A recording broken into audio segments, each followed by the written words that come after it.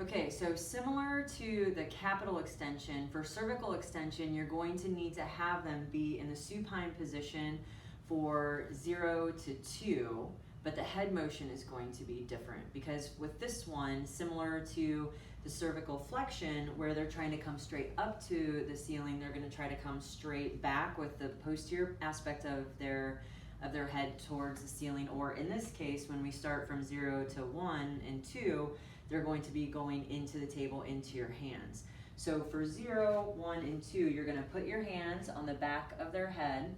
And for 0, what you would say is, I want you to just push against my hands into the table. And you need your fingers to kind of be on their upper cervical spine so you can feel those little bitty extensor muscles.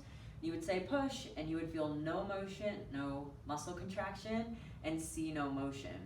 For a 1, you would ask them to push in the table, and you would be able to feel muscle contraction, but not actually feel them press into your hands, and you wouldn't see any motion. And then for a 2, when you ask them to press into your hands, you would actually be able to feel pressure into your hands and be able to feel what's going on. So go ahead and just push your whole back of your head right into my hands. Yeah, perfect. And you can feel those little bitty muscles contract back there. You're not looking for a huge amount of motion, but kind of like moving towards that double chin kind of action thing. And then for 3, go ahead and roll over for me.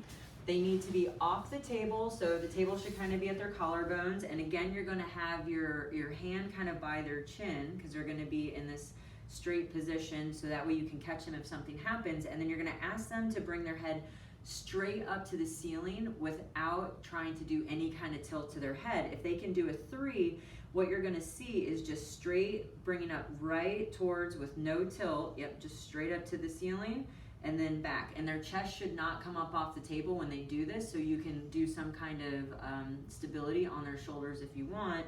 And then for a 4, they would start in that neutral position, and again, without rotating their head, they're going to bring the back of their head just straight up into your hand. But again, one of 2 things is going to happen. It's either going to be not full motion or not max resistance. And then for a 5, you would tell them to push up, and they'd be able to push real strong, go through the full motion, and resist you really nicely. Okay.